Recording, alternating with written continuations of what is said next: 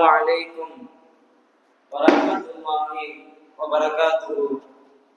الحمد لله نحمده ونصلي على رسوله الكريم. أما بعد فقد قال الله تعالى في كلامه القديم وبالفرقان المجيد بعد أعوذ بالله من الشيطان الرجيم بفضل بسم الله الرحمن الرحيم واتقوا الله الذي تساءلون به والأرحام صدق الله العلي العظيم. وقال نبينا محمد صلى الله عليه وسلم إنما الأعمال بالنيات. صدق رسوله النبي الكريم ونحن على ذلك من الشاهدين والشاكرين والحمد لله رب العالمين. اللهم إنا نسألك علما نافعا اللهم إنا نعوذ بك من علم لا ينفع. அல்ஹம்துலில்லாஹ். ஒவ்வொரு வாரமும் நாம் சில ஆயத்திற்கு உள்ள விரிவாக்கங்களை படித்து கேட்டு அதன்படி நம்முடைய வாழ்க்கைகளில் நாம் எல்லாம் அமல் செய்து வருகின்றோம். அதனைத் தொடர்ந்து இன்றைக்கு நாம் பார்க்க இருக்கக்கூடிய வசனம் அல்லாஹ் அருள்மறையாம் திருமறையிலே சொல்லுகின்றான், உலாயிகல்லதீன லஅனஹுமுல்லாஹு ஃபஅஸம்முஹும் வஅமா அப்சாரிஹிம் என்பதாக சொல்லி காட்டுகிறார். உலகில் யார் இரத்த பந்த உறவுகளை துண்டித்து வாழுகின்றார்களோ அவர்களை அல்லாஹ் இழிவாக்குகின்றான், அவர்களுடைய பார்வைகளை போக்குகின்றான், அவர்களுடைய செவியை செவிடாக ஆக்குகின்றான் என்றுதான் அல்லாஹ் சொல்லி காட்டுகின்றான். ஆரம்பத்துல இரத்த பந்த உறவுகளை பேணி பாதுகாக்கிறதுக்கு முன்னாடி அந்த இரத்த பந்த உறவுகள் என்றால் யார், எந்தெந்த படித்தரங்களில் வருபவர்கள் எல்லாம் இரத்த பந்தங்கள் என்பதை நாம் எல்லாம் அறிந்திருக்க வேண்டும். ஆரம்பமாக சொல்லி காட்டுகின்றார்கள், இந்த உறவுகள் என்பது பலவிதம். ஆனால் அதையும் சொல்லி காட்டுகிறார்கள், ஃபர்ஸ்ட் வம்சாவளி தொடர், இதுவும் ரத்த பந்தம் தான். வம்சாவளி தொடர், அத்தாவுடைய அத்தா, அத்தாவுடைய தம்பி, அத்தாவுடைய அண்ணன், இவர்கள் எல்லாம் வம்சாவளி தொடர்கள். அடுத்து திருமண வழி சொந்தங்கள், வீட்டுக்காரரு, கொழுந்தை, மாமா, மாமியாரு, சின்ன மச்சினே, பெரிய மச்சினே, இதெல்லாம் திருமண வழி உறவுகள். மூன்றாவது அண்டை வீட்டாருடைய உறவுகள், இவர்களும் இரத்த பந்த உறவுகள்ல அடங்குவாங்க. ஏன்னா இவ்வளவு காலம் கூட இருந்திருக்கிறாங்கல்ல, அதனால அடுத்து சொல்றாங்க, இந்த உலகில் யார் யாரெல்லாம் ஈமான் கொண்டிருக்கிறார்களோ அவர்கள் எல்லாம் இரத்த பந்த உறவுகள் என்று சொன்னால் ஆதம் அலைஹிஸ்ஸலாத்து வஸ்ஸலாம், ஹவ்வா அலைஹிஸ்ஸலாத்து வஸ்ஸலாம் அவர்களில் இருந்து வருகின்ற வழித்தோன்றர்கள் தான் நாம்.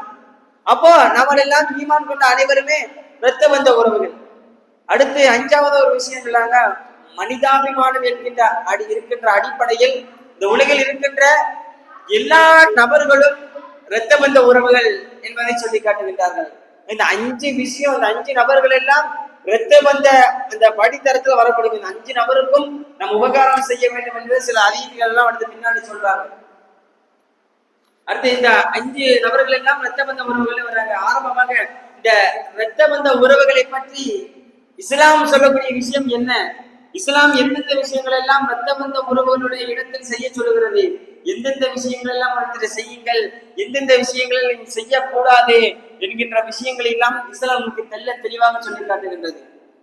இரத்த பந்த உறவுகளுடைய விஷயத்தில் இஸ்லாம் நமக்கு மிகப்பெரிய ஒரு கண்ணியம் வழங்குகிறது. இவரிடத்துல நீங்க இந்த அளவுதான் பழகணும், இவரிடத்தில் நீங்கள் இவ்வளவுதான் பழகணும் என்று யார் இடத்திலும் விட்டுக்கடு போடல இஸ்லாம் என்பது.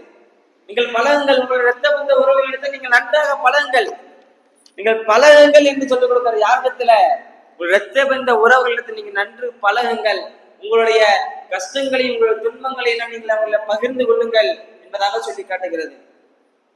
இந்த இரத்த பந்த உறவுகளை பேணுவது என்கின்ற விஷயத்தை பற்றி பெருமானார் ஸல்லல்லாஹு அலைஹி வஸல்லம் ஹதீஸை சொல்லி காட்டுகின்றார்கள். புகாரி, முஸ்லிம் ரெண்டுத்திலே பதிவு செய்யப்படுது. அபூ ஹுரைரா ரலியல்லாஹு அன்ஹு அறிவிக்கின்றார்கள், அல்லாஹ் ஜல்லஷானஹு தஆலா உலகளை படைப்பதற்கு முன் உலகத்தை படைத்து மனிதர்களை எல்லாம் படைத்து விட்டான். மனிதர்களை படைத்து விட்டு இந்த இவங்களுக்கு இவங்கதான் உறவு, இவங்களுக்கு இவங்க தான் உறவுன்னு இருக்கு பாத்தீங்களா, அந்த உறவுகளிடத்தை எல்லாம் அல்லாஹ் கேட்கின்றான், நீ இவ்வுலகில் வாழ்வதற்கு உனக்கு சரிதானே? இந்த உலகில் உன்னை சேர்ந்து வாழ்பவர்களும் இருக்கின்றார்கள், உன்னை துண்டித்து வாழ்பவர்கள் இருக்கின்றார்கள், இதையெல்லாம் நீ ஏற்றுக்கொள்கிறாயா என்று கேட்ட பொழுதுல அது நான் ஏற்றுக்கொள்கிறேன், இந்த இரத்த பந்த உறவு எல்லாம் சொல்லிச்சான். அடுத்து அல்லாஹ் சொல்லுகின்றான், உன்னுடன் யார் சேர்ந்து வாழ்கின்றார்களோ அவருடன் நான் சேர்ந்து வாழ்கின்றேன், உன்னை விட்டு யார் தவிர்த்து போகின்றார்களோ அவர்களை விட்டு நான் தவிர்த்து போகின்றேன் என்றுதான் அல்லாஹ் சொல்லி காட்டுகின்றான். சொல்லிட்டு பெருமானா ஸல்லல்லாஹு அலைஹி வஸல்லம் ஒரு ஆயத்தை ஓதி காமிக்கிறாங்க. உலாயிகல்லதீன லஅனஹுல்லாஹ் ஃபஅஸம்முஹும் வஅமா அப்சாரிஹிம் என்ற ஆயத்தை ஓதி காமித்தார்கள். கேட்ட உடனே சஹாபா ரலியல்லாஹு அன்ஹும் அதிர்ச்சி, என்னடா இவ்வளவு ஒரு இக்கட்டான சூழ்நிலையாச்சடா, நம் வாழ்க்கையில எத்தனை நபர்கள் நாம் எல்லாம் துண்டித்து வாழ்ந்திருப்போம், சற்று சிந்தித்து பார்க்க வேண்டும். இன்றைக்கு இருக்கின்ற சமூக சூழ்நிலையில் நாம் எத்தனை நபர்களை, நம் சொந்த பந்தங்களாக இருக்கட்டும் எல்லா நபர்களையும் நாம் எல்லாம் துண்டித்து வாழக்கூடிய ஒரு சூழ்நிலை இன்றைக்கு நிலவுகிறது. எல்லா இடத்திலும் நிலவுகிறது. அண்ணன் தம்பி இல்ல, அவர்களுக்கு மத்தியில பிரச்சனை, அக்கா தங்கச்சி அவங்களுக்கு மத்தியில பிரச்சனை, கணவன் மனைவி அவர்கள் மத்தியில பிரச்சனை, தலா போட்டு 2 பேர் தனியா போய் வாழுறாங்க. இதெல்லாம் இன்றைக்கு சமீப காலமாக நம்முடைய சமூகத்தில் பார்க்கக்கூடிய ஒரு விஷயம். ஆனால் இதையெல்லாம் இஸ்லாம் என்பது ஒருபோதும் அனுமதிக்கவில்லை. நீங்க இரத்த பந்த உறவோட பிரிஞ்சு வாழ்வதை இஸ்லாம் ஒருபோதும் அனுமதிக்கவில்லை. இந்த இரத்த பந்த உறவுகளை பற்றி நிறைய ஹதீசுகள் வந்திருக்கிறது. சில ஹதீசுகளை பார்த்தோம் என்று சொன்னால், ஹதீசுகள் மட்டுமல்ல, குர்ஆனாயத்தும் இந்த இரத்த பந்தங்களுடைய உறவுகளுடைய விஷயத்தில் எக்கச்சக்கமான குர்ஆனாயத்தில் அடங்கியிருக்கிறது. அல்லாஹ் சொல்லி காட்டுகின்றான், வத்தகுல்லா அல்லதி தஸாஅலூன பிஹி வல் அர்ஹாம் என்றால் சொல்லி காட்டுகின்றான். சொல்லுகிறான், அல்லாஹ்வை நீங்கள் அஞ்சுங்கள். எப்படிப்பட்டவன் என்று தெரியுமா? தஸாஅலூன பிஹி, உங்களுக்கு ஏதேனும் தேவை ஏற்பட்டு விட்டால் ஒருவருக்கொருவர் நீங்கள் உங்களிடத்திலே மாற்றி மாற்றி கேட்டுக்கங்க என்பதாக சொல்லுகின்றான். பிறகு சொல்லிட்டு அல்லாஹ் சொல்லுகின்றான், உங்களுடைய இரத்த பந்த உறவுன்னு ஒண்ணு இருக்குல்ல, அவங்களிடத்துல நீங்க சேர்ந்து வாழுங்க என்பதான் நல்லா சொல்லி காட்டுகின்றான். பார்க்கணும், ஆயத்துல பார்க்கணும், அல்லாஹ் என்னை பயப்படுங்கள் என்று சொல்லலாம். சொல்லிட்டு அடுத்து சொல்லக்கூடிய ஒரு விஷயம், நீங்க இரத்த பந்த உறவுகளை நீங்கள் உபகாரம் செய்யுங்க, உங்களுக்கு நீங்க உபகாரம் செய்யுங்க, உங்களோட நல்ல முறையில இருந்துக்கங்க என்பதாக சொல்லுது. இதைத்தான் அல்லாஹ்வை அஞ்சுவதற்கு அப்புறம் நீங்கள் செய்ய வேண்டிய ஒரு விஷயம் என்னவென்று கேட்டால், உங்கள் இரத்த பந்த உறவுகளுடன் நீங்கள் சேர்ந்து வாழ்வது என்பதாக நமக்கு இந்த ஆயத்தன்பது தெளிவுரைப்படுத்துகிறது. நிறைய விஷயங்கள் எல்லாம் இந்த இரத்த பந்த உறவுகளை பற்றி சொல்லுகிறது. இன்றைக்கு அண்டை வீட்டாளரிடத்திலும் நம்முடைய ஏன் கூட பண்ண அண்ணன் தம்பி யாராக இருந்தாலும் சரி, சொத்துகள் என்கின்ற விஷயத்தில் நாம் எல்லாம் பிரிந்து போகிறோம். தன்னுடைய கணவனுடைய சொத்துகள் என்கின்ற விஷயத்தில் நாம் எல்லாம் பிரிந்து இன்றைக்கு வாழக்கூடிய ஒரு நிலைமை இன்றைக்கு சமூகங்களில் ஏற்பட்டிருக்கிறது என்று சொன்னால், இவ்வளவு ஒரு வருத்தத்திற்குரிய விஷயம் என்பதை நாம் எல்லாம் அறிந்திருக்க வேண்டும். இந்த இரத்த பந்த உறவை நீங்கள் சேர்ந்து வாழுங்கள் என்பதாக பெருமானார் ஸல்லல்லாஹு அலைஹி வஸல்லம் இஸ்லாத்தினுடைய ஆரம்பத்திலே சொன்னார்கள். இஸ்லாத்தினுடைய ஆரம்பத்தில் எப்படி ஃபதஹே மக்காவிற்கு முன்னாலேயே பெருமானார் ஸல்லல்லாஹு அலைஹி வஸல்லம் இஸ்லாத்தை எப்போ இந்த நம்முடைய அரபிய மண்ணிற்கு எடுத்து சொல்ல வந்தார்களோ, அவர்கள் ஆரம்பமாக சொன்ன ஒரு விஷயம், அல்லாஹ்வை வணங்குங்கள், அவனுக்கு எந்த ஒரு விஷயத்தையும் இணை வைக்காதீர்கள், தொழுகை நிலைநாட்டுங்கள், ஜகாத்து கொடுங்கள். அடுத்து சொன்னதாக ஒரு விஷயம், நீங்கள் உங்களுடைய இரத்த பந்த உறவுகளோடு நீங்கள் இணைந்து வாருங்கள், அவர்களை நீங்கள் ஒருபோதும் துண்டித்து விடாதீர்கள் என்பதாக இஸ்லாத்தினுடைய ஆரம்ப கட்டம் நமக்கு வலியுறுத்துகிறது. இதற்கு ஒரு வரலாற்று நிகழ்வை உங்களுக்கு எல்லாம் நான் கூறுவேன். அபூ சுஃபியான் ரலியல்லாஹு அன்ஹு அவர்கள் இஸ்லாத்தை ஏற்பதற்கு முன்னால் பலஸ்தீனத்துல வியாபாரத்துக்கு போயிருக்காங்க. அப்போ அந்த பலஸ்தீனத்தை ஆண்டு கொண்டிருந்தவன் ஹிர்கல் என்கின்ற ஒரு காபிர். ஹிர்கல் என்கின்ற நாட்டினுடைய பலஸ்தீனத்தினுடைய மன்னன் அபூ சுஃபியான் ரலியல்லாஹு அன்ஹு அவர்களை அழைத்து விடுகின்றான். மக்காவில இருந்து வியாபாரத்துக்கு ஆள் வந்தவங்க தெரிஞ்சவனே அந்த ஹிர்கல் என்கின்ற மன்னன் உங்களை கூட்டு வாங்க என்பதாக சொல்லுகின்றான். உடனே அபூ சுஃபியான் ரலியல்லாஹு அன்ஹு கூட்டத்திற்கு, வியாபார கூட்டத்திற்கு தலைவர்கள் அபூ சுஃபியான் ரலியல்லாஹு அன்ஹு. உடனே அபூ சுஃபியான் ரலியல்லாஹு அன்ஹு அழைத்து பாருங்கள் அவர்கள் என்று சொன்னோடனே உடனே பலஸ்தீன கோட்டைக்கு அவர்கள் வந்து விட்டார்கள். உடனே அபூ சுஃபியான் ரலியல்லாஹு அன்ஹு ஹிர்கல் என்கின்ற மன்னன் கேட்கின்றான், உங்களிடத்துல முஹம்மதுன்னு ஒருவர் வந்திருக்கிறாரே, முஹம்மதுன்னு ஒருத்தர் இருக்கிறாரே, அவர் உங்கள் என்ன விஷயத்தை செய்ய சொல்லி ஏவுகிறார்?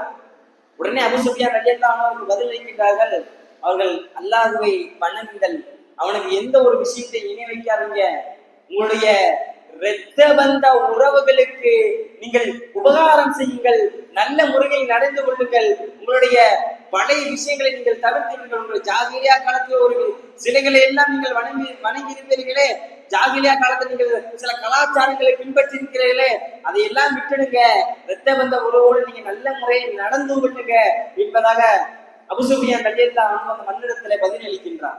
பார்க்கணும், ஏதோ இஸ்லாம் தொடங்கி ஒரு 60 ஆண்டுகளுக்கு பிறகோ, பெருமானார் ஸல்லல்லாஹு அலைஹி வஸல்லம் நுபுவத்து கிடைச்சி ஒரு 10 ஆண்டுகளுக்கு பிறகோ இதை சொல்லவில்லை. ஆனால் பெருமானார் ஸல்லல்லாஹு அலைஹி வஸல்லம் அவர்கள் இதை சொன்னார்கள். எப்போ? இஸ்லாத்தினுடைய ஆரம்பத்தில் சொன்னார்கள். அதுவும் எதற்கு பிறகு? நீங்கள் அல்லாஹ்வை வணங்குங்கள், தொழுகை நின்னாட்டுங்கள், சக்காத்தை கொடுங்கள் என்று சொல்லி அதற்கு பிறகு பெருமானார் ஸல்லல்லாஹு அலைஹி வஸல்லம் சொல்லக்கூடிய வார்த்தை, நீங்கள் உங்களுடைய இரத்த பந்த உறவுகளாக உங்களுடைய சொந்தங்களுடன் நீங்கள் இணைந்து வாழுங்கள், அவளுக்கு என்னென்ன ஹக்குகளை எல்லாம் நிறைவேற்ற வேண்டுமோ அதையெல்லாம் நீங்கள் சரிவர செய்யுங்கள் என்பதாக ஸல்லல்லாஹு அலைஹி வஸல்லம் சொல்லியிருக்கிறார். நம்ம எல்லாம் பார்க்க வேண்டும், இன்றைக்கு சமூகங்கள் எப்படியெல்லாம் இந்த இரத்த பந்த உறவுகளுடைய விஷயத்தில் எல்லாம் சீர்கெட்டு சென்றிருக்கிறதை நம்ம எல்லாம் பார்க்க வேண்டும். உறவுகளை பேணும், உறவு, நம்முடைய இரத்த பந்த உறவுகளை பேணணும்.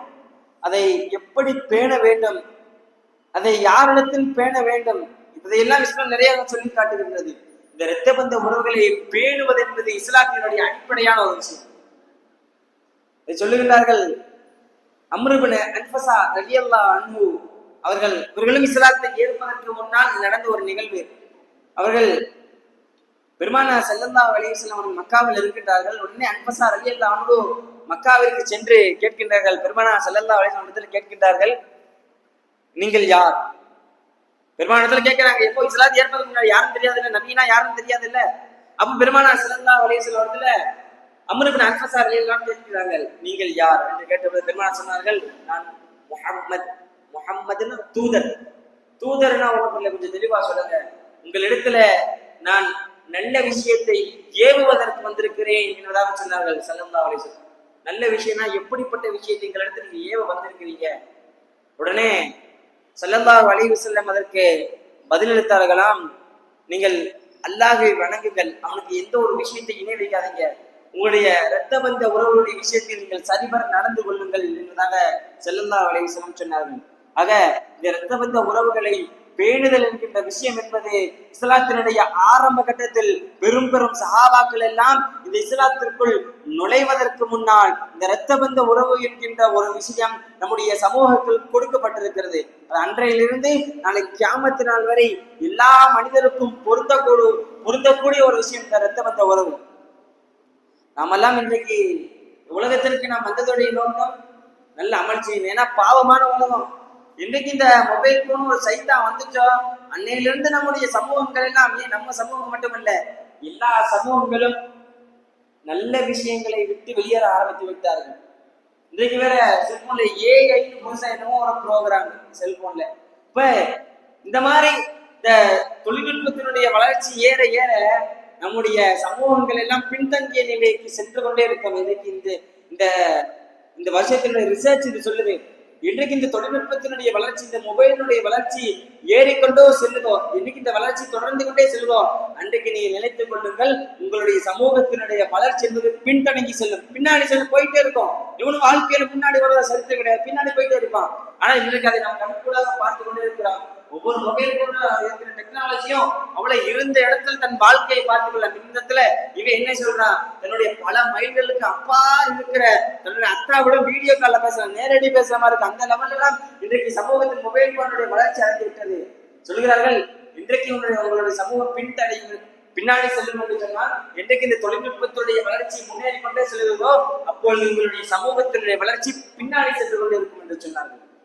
ஆனால் இந்த உலகத்தில் வந்ததுடைய நோக்கம், இந்த பாவமான உலகத்துல நம் அல்லாஹ்விடத்திலும் ஏதேனும் நம்மளால முடிஞ்ச ஒரு 2 தொழுகையை தொழுதோ, 2 திக்ரு ஓதியோ அந்த அல்லாஹ்விடத்துல அந்த சுவனத்தை பெறணும். அதுதான் நம்ம ஆசை. நீங்கள் அதையெல்லாம் பெறுவதற்கு நீங்கள் இரவு முழுக்க நின்று வணங்கணும் அவசியம் இல்லை. நீங்கள் 5 நேர தொழுகையை தொழுது விட்டு சில விஷயங்களில் நீங்கள் சரியாக இருந்தால் போதும், அல்லாஹ் அந்த சுவனத்தை உங்களுக்கு அளிப்பான். இன்னைக்கு நாம எல்லாம் நினைப்போம், நிறைய சம்பாதிக்கிறாரு ஒருத்தர், நிறைய சம்பாதிக்கிறாரு, ஆனா கையில காசு தங்க மாட்டேங்குது. இன்னைக்கு எல்லாம் நடக்கக்கூடிய ஒரு விஷயம், நிறைய சம்பாதிக்கிறாரு ஆனா கையில காசு தங்கல. உடனே அலி ரலியல்லாஹு அன்ஹு அலி ரலியல்லாஹு அன்ஹு ஒரு இடத்துல ஒரு மனிதன் கேட்டாராம், அலியே, எனக்கு நிறைய நான் சம்பாதிக்கிறேன், இப்படி நிறைய நான் கோடி கோடியா சம்பாதிக்கிறேன், ஆனா அந்த காசு என்பதே கையில நிக்கல. அப்படி ஒன்னன் பின் ஒன்ன செலவு மேல செலவு, அந்த செலவு, வீட்டு செலவு, ஜாமான் செலவு, மருத்துவ செலவு, பிள்ளைங்க படிக்கிற செலவு, இப்படி செலவுக்கு மேல செலவா வந்து இந்த காசெல்லாம் அழிஞ்சு போயிருது. ஏன், எதனால? அலி ரலியல்லாஹு அன்ஹு இடத்துல ஒரு மனிதர் வந்து கேட்கிறாராம். அதுக்கு உடனே அலி ரலியல்லாஹு அன்ஹு ஒரு 3 விஷயத்தை அந்த மனிதத்துல கேட்டார். ஒரு 3 விஷயத்தை அந்த மனிதர்கள் கேட்கிறார். என்ன ஒன்று தெரியுமா? முதலாவதாக அலி ரலியல்லாஹு அன்ஹு வார்த்தையை கேட்டார்கள், நீங்க ஃபஜர் நேரத்துல தூங்குற ஆளா? அந்த மனிதர், இல்ல அப்படிலாம் தூங்க மாட்டேன். திரும்பி மற்றொரு கேள்வி கேட்டால், நீங்க வயோதிகர்கள் இடத்துல நீங்கள் பெருமை அளிப்பீர்களா? நீங்கள் சம்பாதிக்கிற சம்பாதிச்சத்தை வச்சு வயோதிகர்கள் இடத்துல நீங்கள் பெருமை அளிப்பீர்களா என்று கேட்ட உடனே அவர்கள், இல்ல அப்படியெல்லாம் இது இல்லை. மூன்றாவதாக ஒரு கேள்வியை கேட்கின்றார்கள், நீங்கள் துஆ செய்கின்ற பொழுது, கவனிக்க வேண்டிய ஒரு விஷயம், நீங்கள் துஆ செய்கின்ற பொழுது நீங்கள் சுயநலமாக உங்களுக்கு மட்டுமே நீங்கள் துஆ செய்வீர்களா? பெற்றோர்களுக்கு நீங்க யாருக்கும் செய்ய மாட்டீங்க, ஆனா ஒரு துஆ நீங்கள் கேட்டால் நீங்க உங்களுக்கு மட்டும்தான் கேட்பீங்க, மற்ற யாருக்கும் கேட்க மாட்டீங்க. அப்படி ஒரு துஆ நீங்க செய்யறீங்களா என்று கேட்ட மனிதன், ஆமா.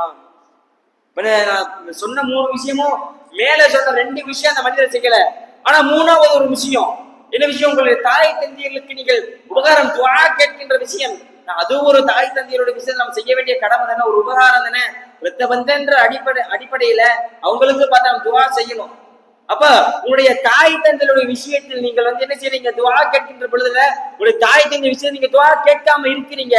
அதனால நீங்கள் கோடி கோடியா சம்பாதிச்சாலும், லட்ச லட்சமா சம்பாதிச்சாலும், ஏதேனும் ஒரு செலவு மூலமா அந்த சொத்து உங்களை விட்டு போயிடும். இதைத்தான் நிலையில் சொல்கிறார்கள். அப்போ இதற்கு நாம் விளங்கக்கூடியது ஒன்றே ஒன்றுதான், நீங்கள் எப்பொழுது துஆ கேட்டாலும், எந்த விஷயம் செய்தாலும், அதில் உங்களுடைய இரத்த பந்த உறவுகளுடைய விஷயமாக இருந்தது என்று சொன்னால் அவர்களுக்கும் அவருடைய பங்கை சேர்த்து செய்யுங்கள் என்பதாக இந்த சம்பவ நிகழ்வு என்பதை நமக்கு எல்லாம் வலியுறுத்துகிறது. பார்க்கிறோம், இன்றைக்கு தாய் தந்தையர்களை எதிர்த்து பேசி சொத்தினுடைய பிரச்சனையின் காரணமாக பிரிந்திருப்பவர்கள் எத்தனையோ நபர்கள். உண்மைதானே? பார்க்கிறோமா இல்லவா? எத்தனையோ நபர்கள் தாய் தந்தையர்களை அடிக்கிறார்கள். சமீப காலத்தில் கூட கம்பத்தில் ஒரு நிகழ்வு நடந்துச்சு. தன்னுடைய மகன் குடிபோதையில் தன் தாயிடம் தப்பாக நடந்து கொள்ளால் தாயை அவன் கொன்றுச்சு. இப்படிப்பட்ட பிள்ளையே எனக்கு தேவையில்லையே அப்படி என்று சொல்லி கொன்றுச்சு. சமீப காலத்துல எல்லாம் பார்த்திருப்போம். அப்படி ஒரு நிகழ்வு நடந்தது. இப்ப இவ்வளவு ஒரு கோர நிகழ்வு நம்முடைய சமூகங்களில் அரங்கேறி இருக்கிறது. இப்ப இதற்கெல்லாம் காரணம் என்ன என்று பார்த்தால், நம்முடைய உள்ளங்கள் என்பது சுத்தமாக இல்லை. யாரை நினைத்தாலும், யாரை பார்த்தாலும் தவறாக ஒரு சிந்தனை, தன்னுடன் உடன் பிறந்த சகோதரியை பார்த்தாலும் ஒரு தவறான சிந்தனை, தன்னுடன் தாய், தன்னை பெற்றெடுத்த ஒரு தாய், அவளை பார்த்தாலும் ஒரு தவறான சிந்தனை என்று சொன்னால் அவனுடைய உள்ளங்களில் அழுக்கு இருக்கிறது. அதை அவனை சுத்தம் செய்யவில்லை என்றுதான் அர்த்தம். இப்ப சொல்லுகிற ஒருவனுக்கு ரிசக்கு, தன்னுடைய வாழ்க்கையில அவங்களுக்கு ரிசக்கு அதிகமா கிடைக்கணும் அப்படி என்று சொன்னால், அவருடைய வாழ்க்கை விசாலம் அடையனுடைய வாழ்நாள் என்பது விசாலம் அடையணும். அதற்கு நான் என்ன செய்யணும் என்று சொன்னால், நீங்கள் வேறொன்றும் செய்ய தேவையில்லை. இரவு முழுக்க நின்று தொழுவ தேவையில்லை. ஏதோ 5 நேர தொழுகையை தொழுது சில விஷயங்கள் செய்தால் போலும். அதில் ஒன்றுதான் உங்களுடைய இரத்த பந்த உறவுகளுடன் இருக்கின்ற விஷயம் நீங்கள் சரிவர நடந்து கொள்ளுங்கள். அபு அய்யூப் அல் அன்சாரி ரலியல்லாஹு அன்ஹு அவர்கள் நபி ஸல்லல்லாஹு அலைஹி வஸல்லம் அவர் அறிவிக்கிறார். நபி ஸல்லல்லாஹு அலைஹி வஸல்லம் இடத்துல ஒரு மனிதர் வந்து கேட்கின்றாராம், யா ரசூலல்லாஹ், அல்லாஹ்வினுடைய தூதரே, அல்லாஹ், எனக்கு நான் ஒரு அமல் செய்யணும் ஆசைப்படுறேன், எனக்கு நீங்க கற்றுக் கொடுங்க. ஆனால் அந்த அமல் எப்படி இருக்க வேண்டும் என்று சொன்னால், நான் அந்த அமலை செஞ்சா நான் வந்து என்ன செய்யணும்? நான் வந்து சுவனத்துக்கு போயிடணும். அப்படி ஒரு அமலை எனக்கு கற்றுக் கொடுங்க என்பதாக ஒரு மனிதர் கேட்கின்றார். உடனே பெருமானார் ஸல்லல்லாஹு அலைஹி வஸல்லம் வார்த்தையை சொன்னார்கள், லா துஷ்ரிகு பில்லாஹ், அல்லாஹ்வுக்கு நீங்க எந்த ஒரு விஷயத்தையும் கூட இணை வைக்காதீர்கள். வஅகீமு ஸலாத், தொழுகை நிறுத்துங்க. வஆத்து ஸகாத், ஜகாத்தை சரிபர கொடுங்க. யார் யாருக்கு கொடுக்கணுமோ அவங்களுக்கு கொடுங்க, யார் யாருக்கு கொடுக்க கூடாதோ அவங்களுக்கு கொடுக்காதீங்க. அடுத்து சொல்லிட்டு பெருமானா சொல்றாங்க, யஸில் ரஹிமஹு, உங்களுடைய இரத்த பந்த உறவுகளோடு நீங்கள் நல்ல முறையில் இணைந்து வாழுங்கள். இந்த விஷயங்கள் இப்ப நான் மேல் சொன்ன 4 விஷயங்கள் எல்லாம் உங்களிடத்தில் இருந்தது என்று சொன்னால் சுகுணத்தினுடைய கதவை உங்களுக்கு திறந்து உங்களை எதிர்பார்த்து கொண்டிருக்கும். அப்படிப்பட்ட மனிதர்கள், அப்படிப்பட்ட நன்மக்களாக எல்லாம் நம்ம எல்லாம் ஆக்குவானாக. இப்ப பார்க்கிறோம், இன்றைக்கு நாம் துஆ கேட்டால் ஒன்று நம் விஷயத்தை எல்லாம் புரிய வேண்டும். நாம் எப்பொழுது ஒரு துஆவை கேட்டாலும் நம்முடைய துஆக்களில் இந்த ஒரு விஷயம் இருந்து கொண்டே இருக்கும். யா அல்லாஹ், எனக்கு நீண்ட ஆயுளை கொடுத்துறியா அல்லாஹ், யா அல்லாஹ் எனக்கு விசாலமான ஆயுளை கொடுத்துறியா அல்லாஹ். நம்ம எல்லாம் எந்த துஆவை கேட்டாலும் இதுக்கு எதை வேணா விடுவோம், ஆனா இந்த ஒரு விஷயம் நம்மளால விட மாட்டோம். உண்மைதானே? இப்ப யாருன்னா எனக்கு நீண்ட ஆயுளை கொடுத்துறியா அல்லாஹ்னு கேட்போம். அல்லாஹ் கொடுக்கக்கூடிய வாரி வாரி வழங்கக்கூடியவன். ஆனால் அல்லாஹ் நம்ம எதை செய்ய சொல்றானோ அவன் செய்ய சொல்லுகின்ற விஷயங்களை நம்ம எல்லாம் பொடுபோக்காக இருக்கணும்.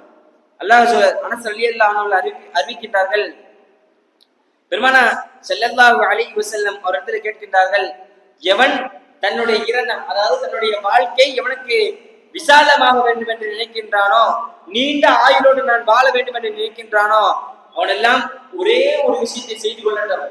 என்னவென்று தெரியுமா? உங்களுடைய இரத்த பந்த உறவுகள் இருக்கின்றார்களே, வம்சாவளி சொந்தமா இருக்கும் சரி, திருமண பந்த சொந்தமா இருக்கும் சரி, இவர்களிடத்தில் நீங்கள் சேர்ந்து வாழுங்கள் என்பதாக நபி பெருமானார் ஸல்லல்லாஹு அலைஹி வஸல்லம் கூறியதாக அனஸ் ரலியல்லாஹு அன்ஹு அறிவிக்கின்றார்கள். பார்க்கிறோம், இன்றைக்கும் சமூக சூழல்களில் எத்தனையோ விஷயங்கள் மாறிக்கொண்டிருக்கிறது. மற்றொரு விஷயத்தை இங்கு பதிவு செய்கின்றார்கள். பல நபிமொழிகள் இதற்கு சான்றாக அமைகிறது. ஒரு ஊர்ல என்ன செஞ்சாங்க, ஒரு மனிதர் வாழ்றாரு. இப்ப அந்த ஊர்ல அவர் தான் பெரியார், ஆனால் அந்த ஊர்ல மற்றொரு ஊர்ல வாழ்றாரு, மிக ஏழை. அந்த ஊர்ல அவர் மிக தாழ்ந்தவர். இப்ப உடனே அந்த பணக்காரர்கிட்ட ஒருத்தர் கேட்டாரா, ஏங்க நீங்க இவ்வளவு பணக்காரர் இருக்கிறீங்களே, அந்த ஊர்ல ஒருத்தர் இருக்கிறார் மிக ஏழை, அவங்களுடைய சொந்தம் தானே? அவர் சொன்னாரு, ஆமா. ஏன் அவங்களோட சேர மாட்டேன்றீங்க? இல்ல, ஏன் அந்தஸ்துக்கு அவன் இல்ல, என்னோட சொந்த செல்வம் அவன் இல்ல, நான் ஏன் அவனை சேரணும் என்று சொன்னாராம். உடனே அந்த ஏழைக்கு போய் கேட்கிறாங்களா, இப்ப இந்த ஊர்ல நீங்க தான் ரொம்ப ஏழை, இப்போ இந்த ஊர்ல ஒரு பணக்காரர் இருக்காரு, அப்புறம் உங்களோட சொந்தம் தானே? உடனே அந்த அவரை ஏழை சொன்னாரா, ஆமா என்னுடைய சொந்தம் தான், அவரை நெருங்கிய உறவு, ரத்த பந்த உறவு கூட. சரி, ஏன் அவரோட நீங்க சேர்ந்து வாழ மாட்டேன்றீங்க? எங்க நானே சேர்ந்து வாழ்ந்தாலும் ஏன் அவருடைய அந்தஸ்து எனக்கு இல்லைன்னு என்னை எப்ப பார்த்தாலும் விரட்டி விட்டுறாங்க என்பதாக பார்க்கணும். அப்போ இந்த நிகழ்விலிருந்து நம்ம எல்லாம் ஒன்றே ஒன்று நமக்கு நன்றாக விளங்குகிறது. இந்த உலகில் எவனிடத்தில் சொத்து செல்வங்கள்லாம் இருக்கின்றதோ அவனை தேடி தன்னை சுற்றி இருக்கின்ற சொந்தம் எல்லாம் தேடி வரும். இந்த உலகில் எவனிடத்தில் சொத்து செல்வம் எல்லாம் இல்லையோ அதே உறவு அவனை எத்தி ஒரு மூளைக்கு தள்ளும். இதையும் இந்த சமூகங்களில் நாம் எல்லாம் ஒரு பார்த்திருக்கக்கூடிய ஒரு விஷயம். உண்மையா இல்லையா? சமூகங்களை பார்க்க எவனிடத்துல சொத்து இருக்கிறோம் அவனை எல்லாம் சூழ்ந்து எல்லாம் வருது, சொத்து செல்வம் இருக்கிற அவனை தேடி எல்லாம் வருது. அவ எதையும் தேடி போகல, அவனை தேடி சொந்த வருது. ஏதோ நல்ல விஷயம் பண்ண போனா அதை எடுத்து செய்வதற்கு ஒரு ஆள் இருக்காங்க. ஒரு நல்ல விஷயங்களை செய்து கொடுப்பதற்கு, மக்களிடத்துல ஏவுவதற்கு ஒரு ஆள் இருந்தால் அதையும் செய்து கொடுப்பதற்கு ஆள் இருக்கிறார்கள். இதுதான் இன்றைக்கு நம் சமூகங்களில் நீடித்திருக்கக்கூடிய ஒரு நிலை. எவனிடத்துல சொத்து இருக்கிறதோ அவனெல்லாம் நன்றாக வாழ்கின்றான், ஆனால் தனக்கு கீழே தன்னை நெருங்கிய சொந்தமாக இருப்பான், அவனிடம் சேர்ந்து வாழ்வதில்லை. இதுதான் இன்னைக்கு சமூகத்தின் நிலைமை. ஒரு விஷயத்தை பெருமானார் ஸல்லல்லாஹு அலைஹி வஸல்லம் சொல்லி காட்டுகின்றார்கள். இன்றைக்கு நாம் இந்த உலகத்தில் வாழ்வதனுடைய நோக்கம் நம் சுகுணம் வேண்டும். யாரெல்லாம் எனக்கு நல்ல சுகுணத்தை கூட துவா கேட்போம். இதையும் ஒண்ணு கேட்போம், யாரெல்லாம் நம் மரணிக்கும் தருவாயில கனிமா லாயிலாக கொடுத்தது, யாரெல்லாம் நான் மரணித்த பிறகு நாளைக்கு சுகுணம், நாளைக்கு மேல போயிட்டு கியாமத்தினால எனக்கு சுகுணத்தை வாஜிபாக்கணும்னு கேட்போம். அப்போ அதற்கு நீங்கள் என்ன பண்ண வேண்டும்? அதனையும் பெருமானார் ஸல்லல்லாஹு அலைஹி வஸல்லம் வழிகாட்டுகின்றார்கள். இரத்த பந்த உறவுகளை எவன் துண்டிக்கின்றானோ அவன் ஒருபோதும் சுவனம் நுழைய மாட்டான் என்று சொன்னார்கள் ஸல்லல்லாஹு அலைஹி வஸல்லம். அப்ப எவன் ஒருவன் இந்த உலகில இரத்த பந்த உறவுகளை துண்டித்து வாழ்வானோ, தன்னுடைய அண்டை வீட்டார்கள் யாராக இருந்தாலும் சரி, எவன் ஒருவன் உலகில இரத்த பந்த உறவுகளை துண்டித்து வாழ்கின்றானோ அவன் ஒருபோதும் சுவனம் நுழைய மாட்டான் என்று சொன்னார்கள் ஸல்லல்லாஹு அலைஹி வஸல்லம். பார்க்கின்ற ஹதீஸ் என்பது புகாரி முஸ்லிம் ரெண்டிலே சஹீஹில பதிவு செய்யப்படுது. பார்க்கிறோம், இன்னைக்கு இரத்த பந்த உறவுகள் எந்தெந்த சபைகளில் இருக்கின்றார்களோ அந்த சபையில் அல்லாஹ்வுடைய ரஹ்மத் இறங்கவில்லை. எந்தெந்த கூட்டத்திலே ஒரு சபை, ஏதோ ஒரு சபையா இருக்கட்டும், எந்தெந்த நற்காரியங்கள் நடக்கின்ற சபைகளில் இரத்த பந்த உறவுகளை துண்டித்து வாழ்வோர் இருக்கின்றார்களோ அந்த துண்டித்து வாழ்வருடைய கூட்டங்களில் ரஹமத்தான வழக்குகள், அல்லாஹ்வுடைய ரஹமத்தும் அந்த கூட்டத்தில் துஆக்கள் எல்லாம் ஒப்புக்கொள்ளப்படாது என்று சொன்னார்கள். இதற்குத்தான் பெரும் பெரும் சஹாபாக்கள் எல்லாம், அபூ ஹுரைரா ரலியல்லாஹு அன்ஹு அவர்களை போன்ற பெரும் பெரும் சஹாபாக்கள் எல்லாம் பெரும் பெரும் சபைகளில் துஆ கேட்பதற்கு சற்று யோசிப்பார்கள். ஏன் இந்த கூட்டத்துல இரத்த பந்த உறவுகளை துண்டித்து வாழ்வல் இருந்திருந்தால் என்று சொன்னால் நம்முடைய துஆ ஒப்புக்கொள்ளாமல் போயிருமே, அல்லாஹ் இடத்துல நம்ம என்ன செய்யறது என்று சற்று சிந்திப்பார்கள். இப்ப இந்த ஒரு விஷயத்தை நம்ம முஸ்னத் அஹ்மதுல பதிவு செய்யப்படுது. ஒவ்வொரு ஜும்ஆவினுடைய நாளன்று, அன்றைக்கு வியாழக்கிழமை ஜும்ஆ முடிஞ்சு, அன்றைக்கு இது ஜும்ஆ முடிஞ்சு அன்றைய நாளுடைய இரவு மகரிப் முடிச்சுட்டு பெரும் பெரும் சஹாபாக்கள் எல்லாம் சேர்ந்து, இன்னைக்கு அபூ ஹுரைரா ரலியல்லாஹு தலைமை இருக்கிறார்கள் அவங்க காலத்துல. அப்போ பெரும் பெரும் சபைகள் எல்லாம் இருக்கின்ற பொழுதுல அபூ ஹுரைரா ரலியல்லாஹு அன்ஹு ஜும்ஆவை முடித்து விட்டு அன்றைக்கு மகரிபுடைய ஒரு சபையில் நிறுவார்கள். அன்றைக்கு ஒரு நாள் அபூ ஹுரைரா ரலியல்லாஹு அன்ஹு அவர்கள் அந்த சபைக்கு வருகின்றார்கள். சபைக்கு வந்து பேசுறதுக்கு முன்னாடி ஒரு வார்த்தையை சொல்லுகின்றார்கள். இந்த கூட்டத்தில் யார் இரத்த பந்த உறவுகளை முறித்து வாழ்பவன் இருக்கின்றானோ அவன் இந்த கூட்டத்தை விட்டு தயவு செய்து எஞ்சி போயிருங்க, யார் இந்த கூட்டத்துக்கு வேணாம் என்பதாக சொல்றாங்க. உடனே யாருமே இல்லை, 3 முறை சொன்னாங்க, நீ எஞ்சி போயிருங்க, வேணாம் எஞ்சி போயிருங்க என்பதாக சொன்னாங்க. உடனே யாருமே எஞ்சிக்கல. சரி இல்ல போல ஒரு சபையை நடத்தி முடிச்சுனாங்க. அந்த சபை முடிந்த உடனே ஒரு வாலிபர் எந்திருக்கின்றார். ஒரு வாலிபர் எஞ்சி உடனே அவருடைய நெருங்கிய உறவான அவருடைய காலமா அவருடைய நெருங்கிய உறவு யாரோ ஒருத்தவங்க போய் இரத்த பந்த உறவுகளை முறித்து வாழ்ந்திருந்தார். உடனே அவங்களுடைய இரத்த பந்த உறவு போய் சொன்னாங்க. உடனே போறாங்க. உடனே அவருடைய இரத்த பந்த உறவு சொந்தக்காரங்க கேட்கிறாங்க, ஏன் இங்க வந்த? நீதான் கூட சட்டம் போட்டு போயிட்டு ஏன் இங்க வந்த? இல்ல, அபூ ஹுரைரா ரலியல்லாஹு அன்ஹு இப்படி சொன்னாங்க, எவன் ஒருவனுடைய இரத்த பந்தை முறித்து வாழ்வான் இருக்கின்றானோ அவனுடைய அமல் என்பது அல்லாஹ்விடத்தில் ஏற்றுக்கொள்ளப்படலன்னு அபூ ஹுரைரா ரலியல்லாஹு அன்ஹு சொன்னாங்க. அதனாலதான் அவங்கள்ட்ட இரத்த பந்த உறவுகளை நான் இணைந்து வாழலான்னு வந்தேன் என்பதாக சொன்னார்கள். உடனே அந்த அந்த இரத்த பந்த உறவுக்காரர் சொன்னாங்களா, இப்பா நீ போ, அவங்க எதற்காக சொன்னாங்க இப்ப கேட்டு வா என்பதாக சொல்றாங்க. உடனே அபூ ஹுரைரா ரலியல்லாஹு அன்ஹு அவர் இடத்துல போய் கேட்கின்றார்கள், நீங்க இப்படி சொன்னீங்களே, இரத்த பந்த உறவுகளை முறித்து வாழ்பவனுடைய அமல் என்பதே அல்லாஹ்விடத்தில் எடுத்து காட்டப்படாதுன்னு சொன்னீங்களே, அப்போ ஏன் இவ்வாறு சொன்னீங்க என்று கேட்ட பொழுது அபூ ஹுரைரா ரலியல்லாஹு அன்ஹு சொல்கிறார்கள், நபி ஸல்லல்லாஹு அலைஹி வஸல்லம் அவர்கள் கூறியதாக நான் செவியிட்டிருக்கிறேன் என்பதாக சொன்னார்கள். இவ்வாறு நபி ஸல்லல்லாஹு அலைஹி வஸல்லம் கூறியதாக நான் செவியிட்டிருக்கிறேன் என்பதாக சொன்னார்கள். நாமெல்லாம் பார்க்கக்கூடிய சம்பவங்களில் இதுவும் நடக்கக்கூடிய ஒரு விஷயம் தான் பார்க்கிறோம். இன்றைக்கு நம்முடைய அமல்கள் எல்லாம் ஒவ்வொரு ஜும்ஆவுடைய நாளன்று வியாழக்கிழமை இரவுல நம்முடைய அமல்கள் எல்லாம் அல்லாஹ்விடத்தில் எடுத்து காட்டப்படும். இவன் இவ்வளவு தவறு செஞ்சிருக்கான், இவனை இவ்வளவு நன்மை செஞ்சிருக்கான் என்கிற விஷயங்கள் எல்லாம் அல்லாஹ்விடத்தில் எடுத்து காட்டப்படும். ஆனால் எவன் ஒருவன் இரத்த பந்த உறவுகளை துண்டித்து வாழ்கின்றானோ அவனுடைய அமல்கள் அல்லாஹ்விடத்தில் எடுத்து காட்டப்படாது. அப்ப எவனொருவன் இரத்த பந்த உறவுகளை துண்டித்து வாழ்கின்றானோ அவருடைய அமல் என்பது அல்லாஹ்விடத்தில் எடுத்து காட்டப்படாது. நாம் நல்லது செஞ்சிருக்கோம், கெட்டது செஞ்சிருக்கோம், இதையெல்லாம் அல்லாஹ்விடத்துல எடுத்து காட்டாதவங்களுக்கு தெரியும். பார்க்கிறோம், இதுவும் அல்லாஹ் இல்லாத முஹம்மது ரசூலுல்லாஹ் அந்த விஷயம் எல்லாம் ரசூலுல்லாஹி ஸல்லல்லாஹு அலைஹி வஸல்லம் அவர்கள் எடுத்து காட்டப்படும். இதுவே இவ்வளவு உங்க மீது இவ்வளவு ஸலவாத் ஓதிருக்காங்க, இவ்வளவு நன்மை செஞ்சிருக்காங்க என்பதாக ரசூலுல்லாஹி ஸல்லல்லாஹு அலைஹி வஸல்லம் அவர்கள் எடுத்து காட்டப்படும். இவ்வுலக ஈரோலகின் தலைவரான சாந்தலம் பெருமானார் ஸல்லல்லாஹு அலைஹி வஸல்லம் இடத்துல நம்முடைய அமல் எல்லாம், ஓதிய ஸலவாத் எல்லாம் அவர் இடத்துல எடுத்து காட்டவில்லை என்று சொன்னால் நமக்கு எப்படி அவர்கள் ஷஃபாத் செய்வார்கள்? நாளைக்கு மறுமையில எப்படி அவருக்கு நமக்கு சிபாரிசை செய்வார்கள் என்பதை எல்லாம் நாம் நினைத்து பார்க்க வேண்டும்.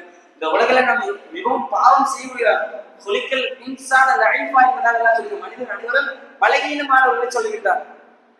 அப்ப நம்ம உலகில் எவ்வளவெல்லாம் பாவம் செய்யக்கூடியவர்கள், தினமும் அனுதினமும் காலையில் எஞ்சது இன்றைய வரை ஏதோ ஒரு பாவம் செஞ்சிட வாழ்க்கையில, எப்படியோ நம்மை அறிந்தோ அறியாமலோ ஏதோ ஒரு பாவம் செய்கின்றோம். ஆனால் நம்முடைய அமலை எல்லாம் எடுத்து பார்த்தார் என்று சொன்னால் அல்லாஹ் கொடுத்த இந்த கண் என்ற ஞாபகத்திற்கு ஈடாவார்.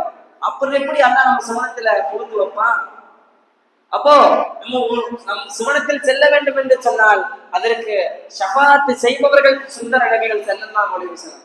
இப்போ அவர்கள் இடத்திலேயே நம்முடைய அமலுடைய பட்டோலை எடுத்து காமிக்கப்படவில்லை என்று சொன்னால் நாமெல்லாம் நாம் செய்கின்ற அமலதற்கு, நாம் தொழுகின்ற தொழுகை எதற்கு, இதெல்லாம் சொல்லுகின்ற விஷயம் எல்லாம் ஒன்றே ஒன்றுதான். நாம் என்றைக்கு இரத்த வந்த உறவுகளை இணைந்து வாழுகின்றோமோ அன்றைக்கு உங்கள் வாழ்க்கையினுடைய வழி என்பது நேராகிவிடும். இந்த உலகில நமக்கு சில தண்டனைகள் மறுமையில கொடுக்கப்படும், சில தண்டனைகள் இந்த உலகத்திலே கொடுக்கப்படும், நாளை மறுமையிலும் கொடுக்கப்படும்.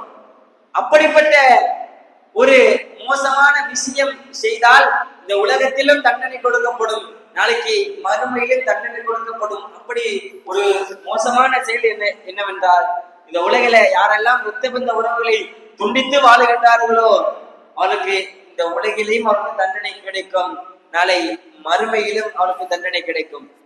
பெருமானார் ஸல்லல்லாஹு அலைஹி வஸல்லம் அபூதாவுது, சுனன் திர்மிதி, முஸ்னத் அஹ்மதுல பதிவு செய்யப்படுது.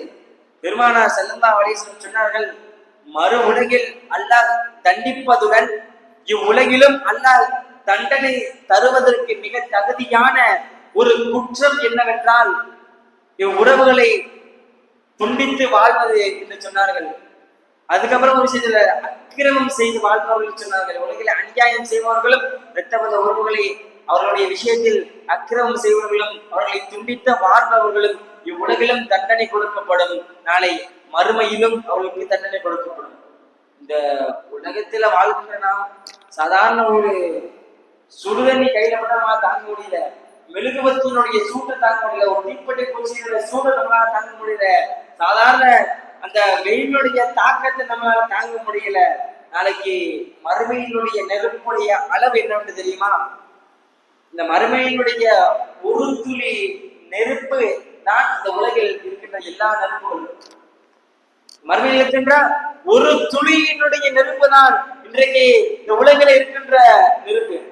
பார்க்க மறுமையினுடைய அந்த வெப்பம், அந்த தாக்கம் என்பது எவ்வளவு இருக்கும் என்பதை அவர்கள் நினைத்து பார்க்க வேண்டும். அந்த நெருப்பிற்கு பக்கத்துல செல்வதற்கு முன்னாலே நம் மூளை உருகி ஊற்றி நம்ம காலுக்கள்ல வந்தோம். இப்ப அவ்வளவு ஒரு மோசமான நிலைமைக்கு நம்ம எல்லாம் தள்ளப்படுவோம். எப்ப ஒன்று தெரியுமா? என்றைக்கு உங்களுடைய இரத்த பந்த உறவு இடத்துல நீங்கள் அக்கிரமம் அநியாயம் செய்கின்றீர்களோ அப்போ உங்களுடைய நிகழ்வு என்பது உங்களுடைய ஈரோட்டிலும் தண்டனை உங்களுக்கு நிகழ்த்தப்படும் என்பதாக ஸல்லல்லாஹு அலைஹி வஸல்லம் சொல்லுகின்றார்கள். நம் வாழ்க்கையில அல்லாஹ்வுடைய பொருத்தம் நமக்கு ரொம்ப முக்கியம். அல்லாஹ்வுடைய பொருத்தம் இல்லை என்று சொன்னால் இவ்வுலகில் வாழ்வதற்கு நம்ம எல்லாம் தகுதி இல்லை. இவ்வளவு அமல் செஞ்சு நமக்கு எந்த ஒரு பிரயோஜனம் இல்லை.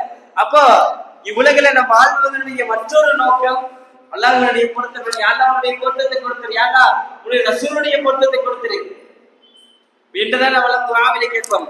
இப்போ நபி ஸல்லல்லாஹு அலைஹி வஸல்லம் அவர்கள் சொல்லுகின்ற ஒரு விஷயத்தை இவ்வாறு சஹாபா பெருமக்கள் எல்லாம் இவ்வாறு சொல்லி காட்டுகின்றார்கள். அல்லாஹ் ஹதீஸுல் குத்ஸிலே இந்த விஷயம் பதிவு செய்யப்படுது. அபூதாவுதுலயும் விஷயம் பதிவு செய்யப்படுது. ஹதீஸுல் குத்ஸினா அல்லாஹ் ஸ்ட்ரைட்டா அல்லாஹ் ஜிப்ரீல் ஸல்லல்லாஹு அலைஹி வஸல்லம் ஜிப்ரீல் ஸல்லல்லாஹு அலைஹி வஸல்லம் அவங்களுக்கு அப்படியே பெருமானார் ஸல்லல்லாஹு அலைஹி வஸல்லம் சொல்றாங்க. பெருமானார் ஸல்லல்லாஹு அலைஹி வஸல்லம் மக்களுக்கு அறிவித்து காட்டுவார்கள் தான் ஹதீஸுல் குத்ஸி. அப்போ ஹதீஸுல் குத்ஸில பதிவு செய்யப்படுது, எவன் ஒருவன் இவ்வுலகில் அல்லாஹ் சொல்லுகிறான், எவன் ஒருவன் உலகில இரத்த பந்த உறவை துண்டித்து வாழுகின்றானோ அவனை நானும் துண்டித்து வாழுகின்றேன் என்பதாக சொல்லி காட்டுகிறான். எவன் ஒருவன் இரத்த பந்த உறவுகளை சேர்ந்து வாழ்கின்றானோ அவனுடன் நானும் சேர்ந்து வாழுகின்றேன் என்பதாக ஹதீஸுல் குத்ஸில பதிவு செய்யப்படுது. நம்ம எல்லாம் பார்க்கிறோம், அல்லாஹ்வுடைய பொருத்தம் நமக்கு இல்லை என்றால் இவ்வுலகில் அல்லாஹ் கொடுக்கின்ற எந்த ஒரு நியமத்தும் நமக்கு பெரிதாக தெரியாது. அல்லாஹ்வுடைய பொருத்தம் எந்த ஒரு விஷயமா இருந்தாலும் அல்லாஹ்வுடைய பொருத்தம் வேண்டும். ஏனென்று சொன்னால் அவன் தான் தனித்தவன், அவன் தான் ஒருவன், அவன் யாராலும் பெறவும் இல்லை, யாரையும் பெறப்படவும் இல்லை என்றெல்லாம் குர்ஆன் வசனம் நமக்கெல்லாம் உணர்த்துகிறது. அவன் தான் நாட்டங்களை நாடுபவன். நமக்கு என்ன தேவையோ அந்த ரிசுக்கை கொடுப்பவன் அவனே. நமக்கு எந்த இடத்துல உயிர் போகணும் எழுதி வைத்திருப்பவனே. அப்போ அப்படிப்பட்டவனுடைய தொடர்பு, அப்படிப்பட்டவனுடைய பொருத்தம் நமக்கெல்லாம் இல்லை என்று சொன்னால், நம்மெல்லாம் இந்த உலகில் வாழுகின்ற வாழ்க்கை எதற்கு, மற்ற மனைவி மக்கள் எதற்கு, சொத்து செல்வங்கள் எதற்கு, நாமெல்லாம் சிந்திக்க கடமைப்பட்டிருக்கும் இந்த இடத்தில் உங்களுடைய நீங்கள் எவ்வளவுதான் நீங்கள் ரத்த பந்த உறவுடன் நல்லா தான் இருக்கீங்க, நீங்க சேர்ந்து வாழ்வீங்க. ஆனால் அந்த ரத்த பந்த உறவுகள் மற்ற உங்களுக்கு எதிரே இருக்கின்ற ரத்த பந்த உறவுகள் துண்டிக்கின்றார்கள். நீங்கள் சிரிச்சு பழகுனா உங்களை மறைக்கிறாங்க. நீங்கள் நல்ல விதமாக ஏதேனும் ஒரு கருத்தை சொன்னால் அதை தட்டி கழிக்கின்றார்கள். நீங்கள் நல்ல முறையில் நடந்து கொண்டால் அதை ஏறெடுத்து கூட பார்ப்பதில்லை. அவர்களுடைய பிள்ளைகளுடைய விஷயத்தில் நீங்கள் தெளிவாக நடந்து கொண்டால் அவர்களும் அதை ஏறெடுத்து பார்க்கவில்லை. இப்படிப்பட்ட ஒரு மனிதர் இந்த உலகில் வாழ்கின்றால் நீங்க நல்லா தான் நடந்துக்கிறீங்க. ரத்தமந்த உறவுகளிடத்துல நீங்க என்னன்னா சிரிச்சு பழகினாலும் பேசி பழகினாலும், ஆனால் அவங்க அதையெல்லாம் தட்டி கழித்து விடார்கள். அப்படிப்பட்ட ஒரு மனிதன் இந்த உலகிலே வாழ்கின்றான் என்று சொன்னால், நீங்கள் அதே நிலையில் இருக்கும் காலமெல்லாம் அவர்களுக்கு எதிராக அல்லாஹ்வினுடைய உதவி என்பது நீங்காதிருக்கும்.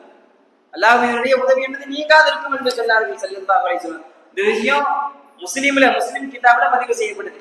பார்க்கிறோம், எவன் ஒருவன் நீங்க ரத்த பந்த உறவுடைய விஷயத்துல கரெக்டா இருக்கிறீங்க, உபகாரம் செய்கிறீர்கள், ஹக்குகளுடைய விஷயத்தில் கரெக்டாக இருக்கிறீங்க, எல்லா விஷயமும் கரெக்டாக செய்றீங்க, ஆனா அவர்கள் உங்களை துண்டித்து விடுறார்கள். நீங்க நல்லா முறையில இருக்கிறீங்க, ஆனா துண்டித்து விடுறார்கள். இப்படிப்பட்ட காலமெல்லாம் நீங்கள் இருக்குகின்ற காலமெல்லாம் அல்லாஹ்வினுடைய உதவி நீங்காது இருக்கும் என்று சொன்னார்கள் ஸல்லல்லாஹு அலைஹி வஸல்லம். இப்போ நம்ம ஒரு விஷயத்தை புரிந்து கொள்ள வேண்டும். ஒரு விஷயத்தை இமாம் பெருமக்கள் பதிவு செய்கின்றார்கள். நாம் எப்படி இரத்த பந்த உறவிடத்தில் நாம் எப்படி இருக்க வேண்டும், அவர்களிடத்தில் நாம் எவ்வாறு நடந்து கொள்ள வேண்டும் என்பதை இமாம் பெருமக்கள் பதிவு செய்கிறார்கள். சில்மன் கத்தாக், உங்களை அவர்கள் துண்டித்தால் நீங்கள் அவர்களை சேர்ந்து வாழுங்கள். உங்களை துண்டிச்சாலும் நீங்க அவர்களை சேர்ந்து வாழுங்க.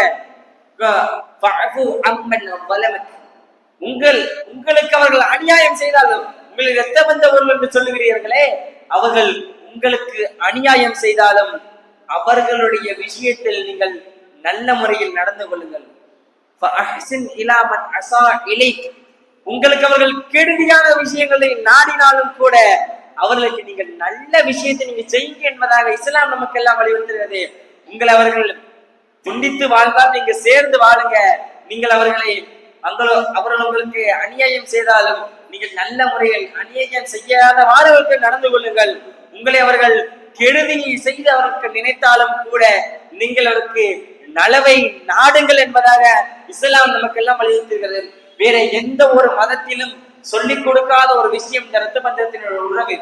யாரிடத்துல எப்படி நடந்து கொள்ள வேண்டும், எவனிடத்துல எப்படி பழகணும், பிள்ளைகளோட விஷயம், உடைய அண்டை வீட்டாளோட விஷயம், ஒரு இரத்த பந்தோட விஷயம், சச்சா மாமா குப்பி சின்னத்தா பெரியத்தா மாமியார் மதர்கள் அத்தா அம்மா தங்கை தங்கச்சி, இப்படி எல்லாருடைய விஷயத்திலும் நீங்கள் எவ்வாறு நடந்து கொள்ள வேண்டும் என்பதை இஸ்லாம் மிக தெளிவாக உணர்த்துகிறது.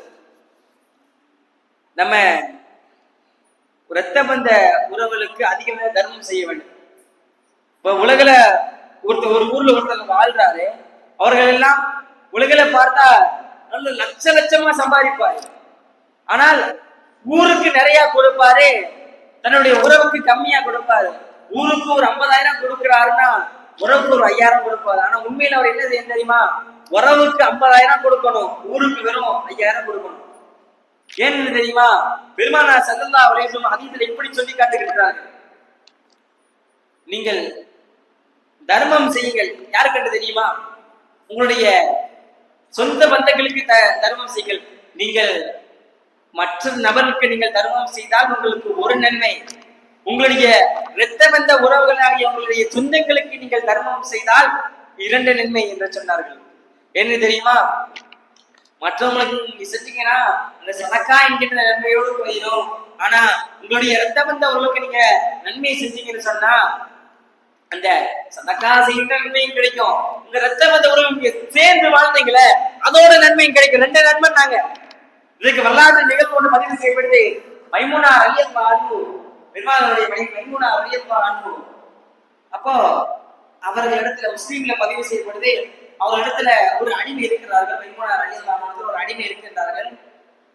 அப்ப அவர்கள் உரிமை விட்டுறாங்க, இது விடுதலை விட்டுறாங்க. பெருமானார் ஸல்லல்லாஹு அலைஹி அனுமதி கேட்கல. உடனே பெருமானார் ஸல்லல்லாஹு அலைஹி வஸல்லம் வந்த பொழுது மைமூனார் ரலியல்லாஹு அன்ஹா சொல்றாங்க, யா ரசூலல்லாஹ் என்று தூதரே, என்ற ஒரு அடிமை இருந்துச்சு, நான் வந்து என்ன செஞ்சேன், அவங்களை விடுதலை விட்டுட்டேன். உடனே பெருமானார் கேட்டார்கள், அப்படியே விடுதலை விட்டியா, சுதந்திரம் விட்டியா? உடனே பெருமானார் சொன்னார்களா, நீ வேற யாருக்கோ அதை விடுதலை செய்வதற்கு பலதாக உன்னுடைய ரத்த வந்த உறவுக்கு கொடுத்திருந்தால் நன்மை கொஞ்சம் எக்ஸ்ட்ரா கிடைச்சிருக்குமேப்பா என்பதாக சொன்னார்கள். இன்றைக்கு பார்க்கின்றோம், யார் யாருக்கெல்லாம் உதவி செய்கின்றார். ஆளு பார்த்தா சமூகத்துல பெரியார் இருப்பாரு, நல்லா வாரி வணங்கும் வள்ளல் பரம்பரையில பிறந்த மாதிரியே இருப்பாரு. ஆனா தன்னுடைய சொந்த பந்தங்களுக்கு எடுத்து வச்சுட்டு போக மாட்டார். நடக்கிற வேலைக்கு ஆளு பார்த்தா வெளியே டிப்டாப்பா, அங்க அந்த கார்ல போவாரு, இந்த கார்ல வருவாரு, பைக்ல வருவாரு, கையில பார்த்தா ஐபோன் போன் சாம்சங் போன் என்னமோ வச்சிருப்பாரு. ஊருக்கு பார்த்தா யாரு கேட்டாலும் அடியே பாக்கெட் எடுத்து அடி வாரி வளர்ந்துருவாரு இருப்பாரு. ஆனால் அவருடைய குடும்பத்துல போய் பார்த்தா தெரியும், அவர் குடும்பத்துக்கு செய்ய வேண்டிய ஒழுங்கான விஷயங்களை செஞ்சிருக்க மாட்டாரு. வெளியெல்லாம் நல்லா பயங்கரமா செய்வாரு, சொந்த மந்தத்துல போட்டு விட்டுருவாரு. இதெல்லாம் இஸ்லாத்தினுடைய வழிமுறை நமக்கு எல்லாம் சொல்லிக் கொடுக்கவில்லை.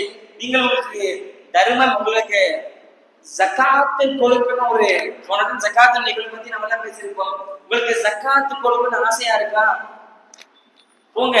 உங்களுடைய இரத்த பந்த உறவுகள் இருக்கின்றதே, மிக தூரமான இரத்த பந்த உறவு யாருக்கெல்லாம் இருக்கும் அவர்களுக்கு நீங்க ஜகாத்து கொடுங்க. ஏன்னு தெரியுமா, ஜகாத்து கொடுத்ததுக்கு ஒரு நன்மை, இரத்த பந்த உறவுகளை வாழ வச்சதுக்கு ஒரு நன்மை, ரெண்டு நன்மை உங்களுக்கு தான். இதுதான் இஸ்லாம் கொடுக்கிறது. சரி, இஸ்லாமே நம்முடைய இரத்த பந்த உறவுகளிடம் இவ்வாறெல்லாம் இருக்க வேண்டும் என்று இஸ்லாம் சொல்கிறது. ஆனால் மாற்று மதத்தை சார்ந்த நம்முடைய இரத்த பந்த உறவுகள் இருக்கின்றார்கள் என்று சொன்னால் அவர்களுடைய விஷயத்தை நாம் எல்லாம் எப்படி இருக்க வேண்டும், இஸ்லாம் இதையும் சொல்லி காட்டுகின்றது. பெருமானார் ஸல்லல்லாஹு அலைஹி வஸல்லம் அவர்களிடத்துல உமர் ரலியல்லாஹு அவர்களுக்கு பெருமானார் ஸல்லல்லாஹு அலைஹி வஸல்லம் அவர்கள் உமர் ரலியல்லாஹு அவர்களுக்கு ஒரு ஆடையை கொடுக்கின்றார்கள். உடனே பெருமானார் ஸல்லல்லாஹு உமர் ரலியல்லாஹு அவர்கள் அந்த ஆடையை தூக்கி போயிட்டு தன்னுடைய இரத்த பந்த உறவான காபீர்கள் அன்றைக்கு அவருடைய உமர் ரலியல்லாஹு அவருடைய இரத்த பந்த உறவுகள் இஸ்லாத்தை ஏற்கவில்லை. அப்போ அவர்கள் இடத்துல போயிட்டு அதை கொடுத்துருந்தாங்க. என்னென்னு சொல்ற அதீத்தின் மூலம் நமக்கெல்லாம் விளங்க வருவது, நம்முடைய இரத்த வந்த உறவுகள் மாற்று மதத்தை சார்ந்தவர்களாக இருந்தாலும் கூட அவர்களையும் நாம் எல்லாம் அரவணைத்து வாழ வேண்டும். அவர்களுக்கு செய்யக்கூடிய ஹக்குகளுடைய விஷயத்தை நாம் எல்லாம் தெளிவாக இருக்க வேண்டும் என்பது எல்லாம் இந்த இஸ்லாம் என்பது நமக்கெல்லாம் தெல்ல தெளிவாக எவ்வித சந்தேகம் இன்றி நமக்கெல்லாம் இன்றைக்கு நம்முடைய சொல்லி காட்டிருக்கிறது. ஆக இனி வரும் காலங்களில் நம்மெல்லாம் யார் என்று தெரியாது, அப்படிப்பட்ட ஒரு இரத்த பந்த உறவுகள் எல்லாம் நமக்கு இருக்கும். நமக்கு தெரியாத ஒரு இரத்த பந்த உறவுகள் எல்லாம் இருக்கும். அப்படிப்பட்ட உறவுகளுக்கு நம்ம எல்லாம் சேர்ந்து வாழ வேண்டும். பெருமானார் ஸல்லல்லாஹு அலைஹி வஸல்லம் அவருடைய பால்குடி சகோதரர் ஒரு போர்ல கைது செய்யப்பட்டு அந்த பால்குடி சகோதரோட சேர்த்து ஒரு சில நபர்களை போர் கைதிகளாக பெருமானார் ஸல்லல்லாஹு அலைஹி வஸல்லம் இழுத்து வருகின்றார்கள். உடனே அந்த பெருமானாருடைய பால்குடி சகோதரர் சொன்னாரா, பா நானும் அலிமா அம்மையாட்ட ஒன்னா பால் குடிச்ச தெரியுதா, யாரும் தெரியுமா? உடனே பெருமானார் செஞ்ச விஷயம் என்னன்னு தெரியுமா, அங்கு வந்த அத்தனை போர் கைதி விடுதலை செய்தார்கள். எதற்கு? இவனும் என்னுடைய இரத்த வந்த உறவுதான், இவன் ஒருவனை மட்டும் நான் தனியாக விடுதலை செய்து சொன்னால் இவர்கள் எல்லாத்தையுமே ஒரு வேற மாதிரி ஒரு சின்ன நிகழ்வு ஏற்பட்டோம், அதனால நான் மொத்த நபர்களை விடுதலை விட்டுறேன்ப்பா என்று சொல்லிவிட்டார்கள். எதற்கு? இந்த இரத்த பந்த உறவுகள் இன்னொன்று இந்த கூட்டத்தில் இருப்பதின் காரணமாக ஸல்லல்லாஹு அலைஹி வஸல்லம் அப்படி செய்தார்கள். நம்ம பார்க்கிறோம், எத்தனையோ நபர்கள் இன்றைக்கு சமூகங்களில் தன்னுடைய அத்தா இறந்திருப்பாரு, சொத்து பிரச்சனை, அண்ணன் தம்பிகளும் சொத்து பிரச்சனை, பிரிஞ்சு வாழ்வாங்க. அம்மா இறந்திருக்கும், அக்கா தம்பிகளும் சொத்து பிரச்சனை, அம்மாவோட நகை யாருக்கு, உனக்கா எனக்கா, பிரிஞ்சு வாழ்வாங்க. கணவன் மனைவிக்கு சின்ன பிரச்சனை, அப்பையும் பிரிஞ்சு வாழ்வாங்க. எப்படி பதிவு செய்யறாங்க, அல்லாஹ்விற்கு ஹலாலான விஷயங்களில் மிக மோசமான விஷயம் என்று எது தெரியுமா? தன்னுடைய மனைவியை பார்த்து தலாக் கூறுவது என்று சொன்னாங்க.